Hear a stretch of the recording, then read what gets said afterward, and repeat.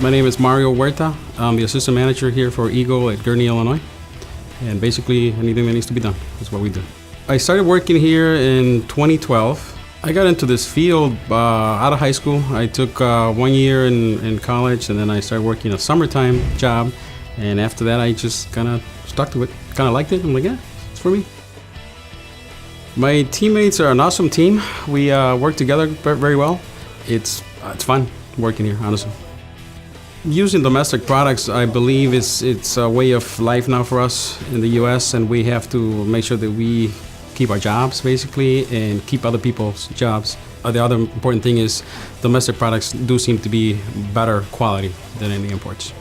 Keeping jobs in the U.S., it's important for the way you live. It's something that you want to be able to count on, that you can come in every day and know that your job's going to be there, as opposed to all of a sudden coming in and saying, yeah, we're moving out of the country, company's moving out of the country, and now you're going to have a job. So keeping jobs is very important.